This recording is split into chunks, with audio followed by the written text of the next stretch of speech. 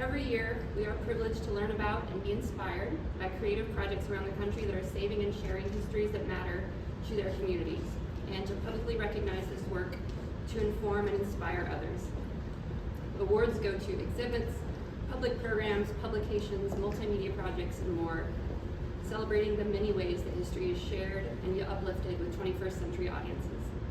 This work uncovers hidden histories, saves endangered places and stories, and builds stronger communities that know where they came from and where they're going. So, BCMM was one of only 2 institutions honored in Virginia this year.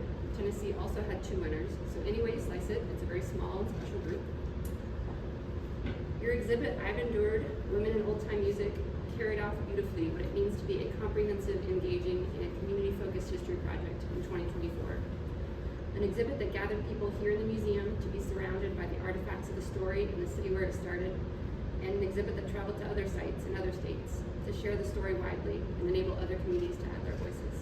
First traveling exhibit, your first exhibit with substantial grant and sponsorship funding, and changing the opening date so you could do the work justice while preserving staff capacity and sanity. You encountered roadblocks, but you found your way around. In your own way, you endured too. We are so proud to convey this award to a great museum that is at least partially in our home state.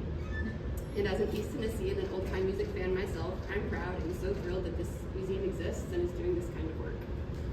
You know, it's a really great feeling because we bring in those exhibits every year from other institutions and other places. So to finally be able to be sending one of our exhibits out there and to see it going so far. You know, when we first did it, we thought, oh, it'll stay in the region for a year or 2.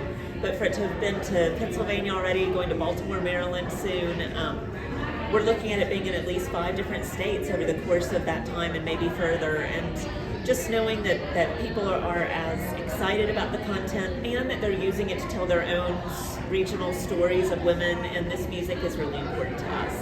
And you know, we're so lucky because one of the things that Asia mentioned is that we had almost the entire exhibit was grant funded. That is something that doesn't happen very often, and we had grant funding from a variety of different sources, but we also had several local women-owned or women-run businesses and organizations who gave us over $5,000 just here locally to go towards the exhibit. So having that support locally was also really important.